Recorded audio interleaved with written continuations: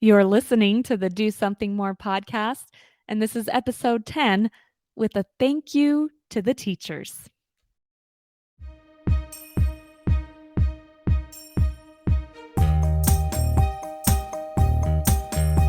Welcome to the Do Something More podcast, a service-oriented show where we highlight the helpers who inspire us all to do something more.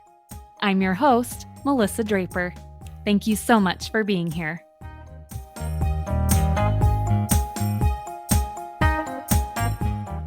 Hello and welcome to this episode of the Do Something More podcast. And today it's going to be me talking about our teachers and thanking them for all the good things that they do. But first, there's two exciting things to celebrate here.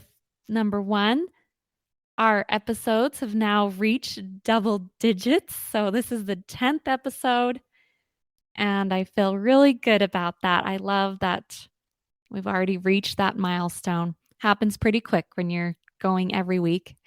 And also, we are closing in on 500 downloads. We're not quite there, but I'm pretty sure by the time this airs, we will have reached that point.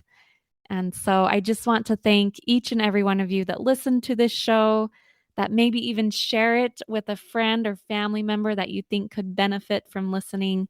I truly appreciate each download. In the big scheme of things, the 10th episode and 500 downloads isn't much for a podcast, but it's huge to me, and it means a lot to me. So thank you for being here to celebrate those milestones with me, as this podcast is still in its kind of baby stages. It's still learning and growing. I'm still learning and growing, but I enjoy every opportunity to bring these episodes to you, both the ones that I share with you, my thoughts, and also the interviews that I've been able to have so far. So thank you for celebrating just for a moment those little milestones with me.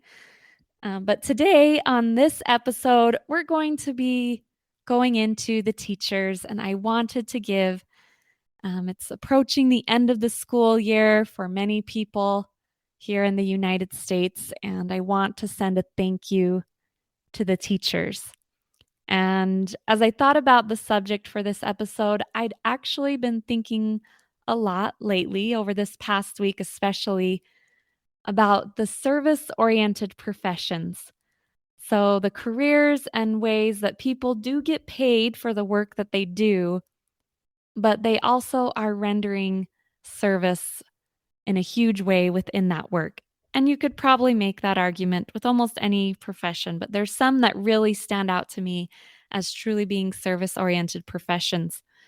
And what brought this on, having me think about it, is I was assisting my mother who had a surgery, and the place where she had that as she was in recovery, I was just so impressed with the nurses that were there helping us. And I think nurses definitely fall into one of those service-oriented professions. But the women and the men that helped us there, they were just all so kind, so loving. They just made my mother feel so well cared for. And I honestly sat there in awe just watching them. The one nurse, especially, that we had while she was in recovery, I told her as we neared the end of that time there, I said, "You make me want to go back and thank every nurse I've had," because she just did it with so much care, and so talented too at what she was doing.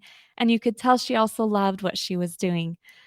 So yes, she was a nurse being paid for that profession and making a paycheck, but she was also rendering a great service to our family at that time. And I was very thankful for her. And I really did want to go thank every nurse I've had. She made me start thinking of all the nurses I've had when I've delivered babies, or other times when I've had my own medical needs. And sometimes when you're in anxious moments, it's so nice to have kind, caring people there to help you, whether they're getting paid for it or not. So, but I should do an episode about nurses, and I will maybe in the future. But because it's the end of the school year, the other profession that immediately came to mind, besides nursing, as I thought about the service professions, was, of course, teachers. I think teachers fall into that category. And again, they're professionals, it's their career. They are getting paid for what they're doing, but they are rendering a great service in our society, to our families, to our children. And so I just wanted to take this episode to take a minute and to say thank you to the teachers. I think of my own teachers that I had as a child in elementary school, all the way up to high school, and even into college. I had teachers all along the way. I can think of their faces, their names, and specific ways that they encouraged and helped me at different points in my life. I'm so grateful for each of them. The older I get, the more grateful I get. And I want to go back and say, hey, I think I was appreciative, but I wasn't as appreciative as I really could have been, to all the love and care that they gave to me. And I've especially gained that perspective as a mother, as I've watched teachers work with my children, and I've watched the teachers and also coaches that have helped my children grow and progress and help them at different times. As I thought about this topic, I of course wanted to share a story, and there was one story that came to mind that I think really illustrates this principle of what teachers do, that we don't always realize all that they do. And this happened several years ago, many years ago, when my oldest was in first grade, and they were doing a little walking field trip to the library at the end of the school year. The library was in reasonable distance, and I think they wanted to encourage kids to go there during the summer, check out books with their families. And so I went and helped and went on this little walking field trip with the first grade over to the library. And the library in our town is pretty old. It's in a pretty old building, especially at that time. I think they've tried to redo a few things since then, but then it was old. And it had these really steep stairs that went down to the basement where they did story time. And so they wanted to take the children down there to do a little presentation to them and tell them about some of the things they could expect or see in the library that summer. And the teacher for the class, for my son's class that I was helping with, had already headed down, had the kids following her, and then a couple of us parents were bringing up the rear. And there was a little boy I could see was struggling and was nervous about going down these stairs. And I'm not sure exactly what was going on, but I could see there was fear involved. I don't know if it was the steepness or the going down into the basement. You know, you never know sometimes with a sweet little 6 or 7-year-old. And me and another parent were able, we held his hand and were able to slowly help him go down. And I told another teacher helper that was there, I pointed and mentioned to her, I said, he's really scared. This is hard. And I watched her after we got down there. We made it down the stairs with him. I watched her go over and whisper and mention this. And I assume that's what she was mentioning to my son's teacher. And they did this quick little presentation. It really wasn't that long. And then I watched my son's teacher stand up and say, I need a leader to help me up the stairs. Can I pick a leader to lead our class?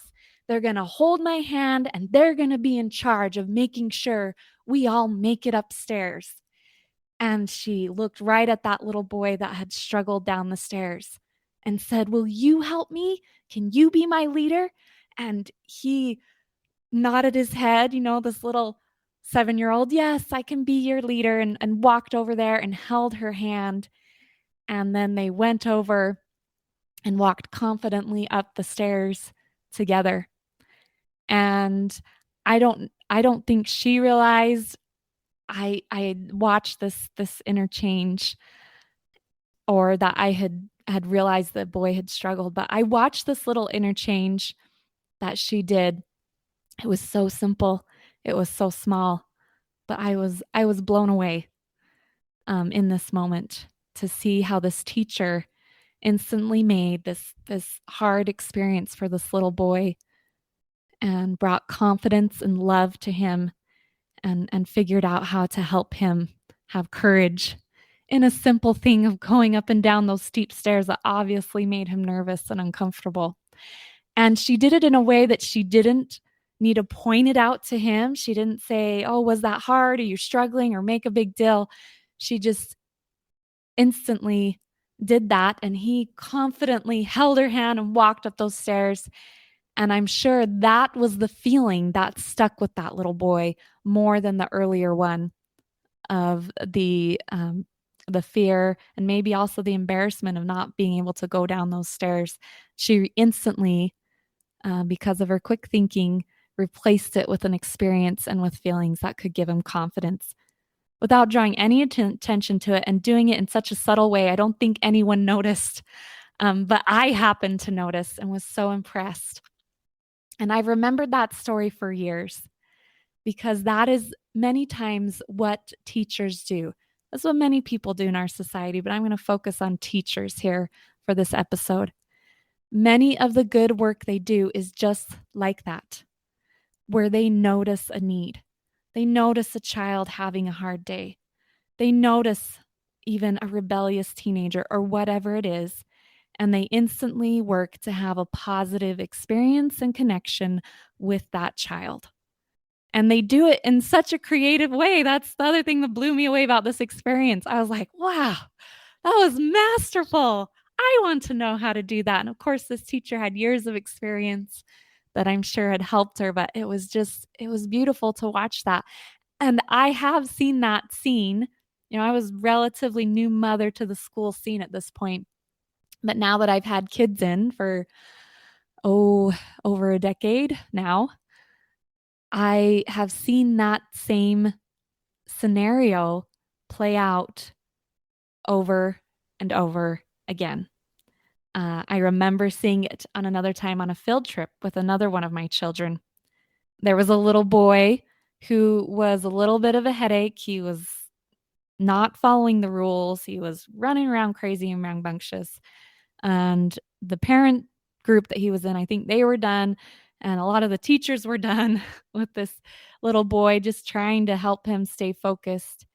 And I watched one of the teachers take him and kneel down and lead him over to an area there on the field trip that she knew would interest him and engage with him. And she hadn't given up on him. She just sat there and engaged with him. And again, it was a small moment. I noticed, I just happened to notice it because I was there. And again, so impressed at the way she masterfully worked to have a positive interaction with this boy. And I've seen it in elementary school. I've seen it in junior high. I've seen it now at the high school. I had a high schooler this year. I've seen adults working to have positive interactions and to lift these kids that are under their care. And yes, many times they are getting paid for the work they do, but as I watch them, you can see so many of them absolutely love what they do. And they want to take the time to give that service and to make a difference. So I just wanted to share those observations. I wanted to share that story because many times the good the teachers are doing, the rest of us don't even know. And sometimes the teachers don't even know. They don't always get feedback. I've had times my children have come home and shared with me something a teacher shared with them, and I can tell it really stuck with my child. And there's times I've thanked teachers, but other times I don't know that they always know the impact that it had. And so I wanted to do this episode just to remind also any teacher listening that the good that you're doing, the effort that you make to have those positive interactions with kids, the real joy that you do find in teaching and you want to share, just to say thank you for the work that you do and the service that you do. It is very much a service. It's a service for me as a mother. I appreciate what they do. It's a service for us as society. I think many of us probably especially witnessed that when schools were shut down back in 2020 during the COVID pandemic. I think we very much saw how much a service it is our teachers are doing for society. So thank you, teachers. Thank you for the good work that you do. And it's nearing the end of the school year. So if you know a teacher or you have a teacher for you or your children, or you're thinking about maybe a past teacher that's influenced you, give them a thank you. That's kind of been the theme these first few weeks of the podcast, is using the power of our words to lift another person. But go give them a thank you. All the time, I have talked to teachers or I've read comments on things. As much as those mugs or whatever you want to give them are really cute, the things that have meant the most to them are the heartfelt notes from children and parents telling them thank you. And maybe a gift card too. If you feel so inclined, you could throw that in. But those thank yous can mean a lot. So take a few moments, write a thank you, and thank you to the teachers and for all they do. And I will say again, thank you so much for being here. We'll see you next time.